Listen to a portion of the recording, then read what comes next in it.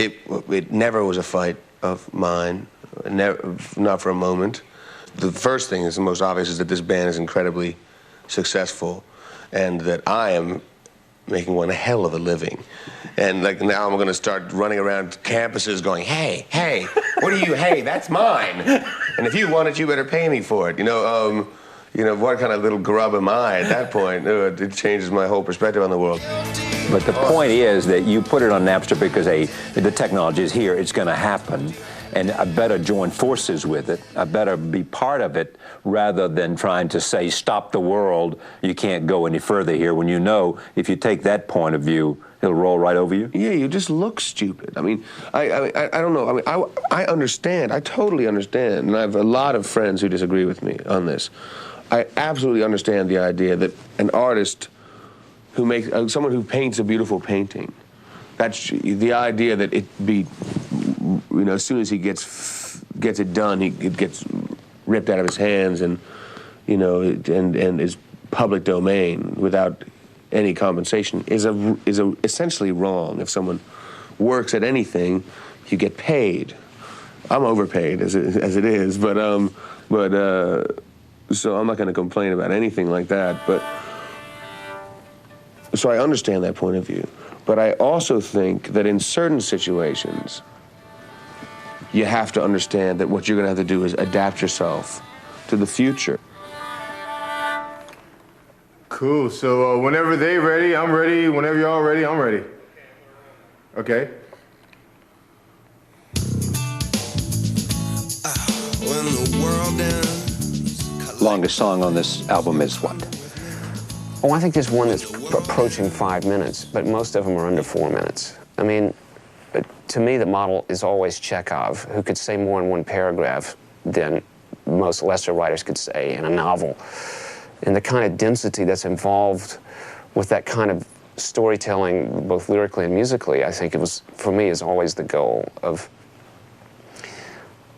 the economy of what you say. I think can lend more power to it than overstating it.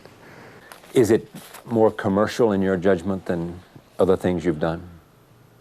I think some of it is. I think some of it's more commercial than what we've done.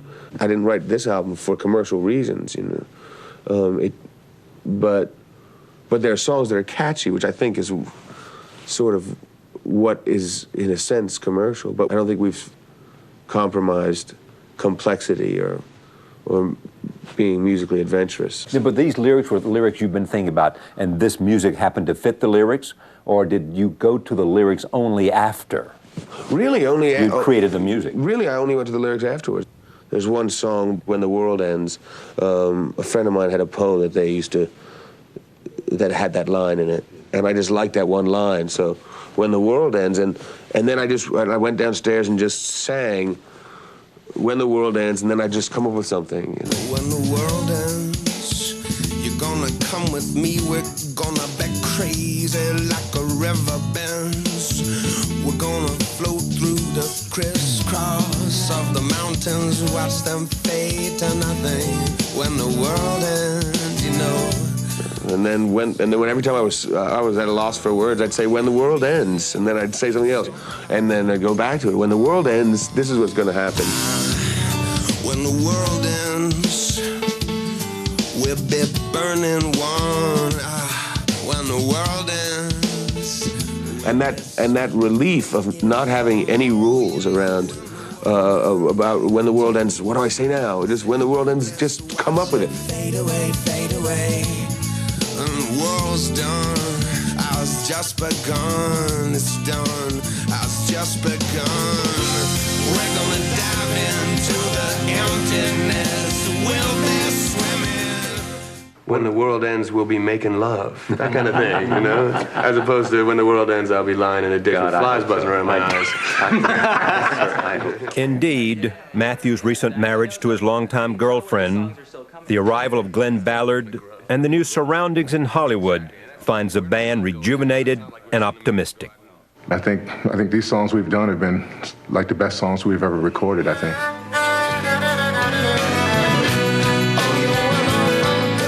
The best songs, Carter, you've ever recorded? I think so. I think so. Number one, because we not only are treated as a good band, but we're being treated as good musicians.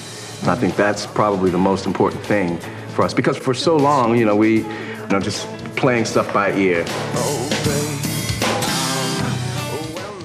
We got charts with this one, baby. And how does that make you feel?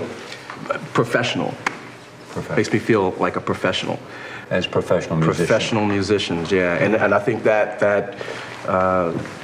makes us want to continue to move forward and write professional sounding tunes and not the sophomoric kind of stuff that, we started out, the garage sounding sound that we had in the early days.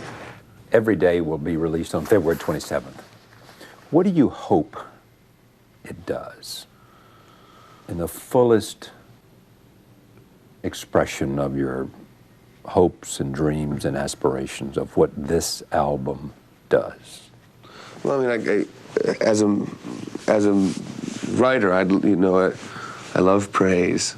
So, I'm easily bought with praise.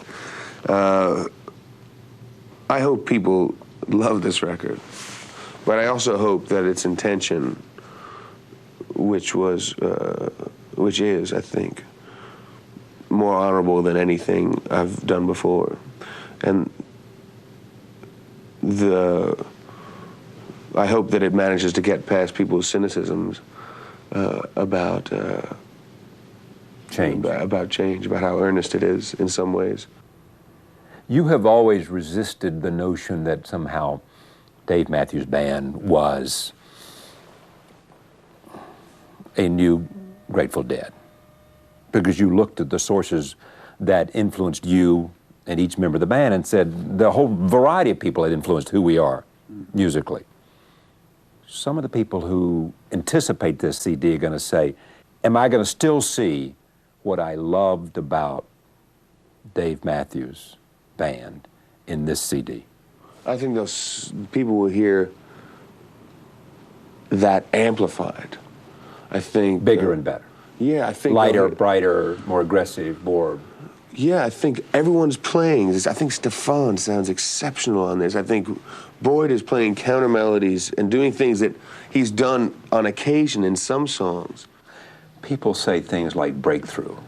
I don't know what that means. I mean, you're doing quite well on tour. Yeah, that's what I was thinking. I was thinking, this could be the big one. I was like, well, which one wasn't the big one? Exactly. But you and I, we've been through all that.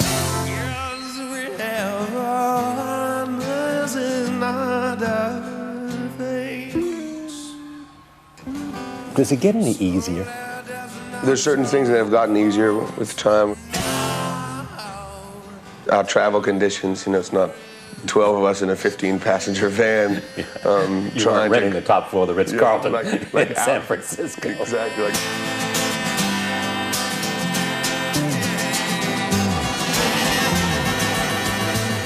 What is it you want to make sure that you maintain? One of the things trying to maintain, like I said before, is a sense of proportion, and that the focus is the music, and the focus is our affection for each other, and the focus is our affection for the audience, and not taking it for granted. These are important things,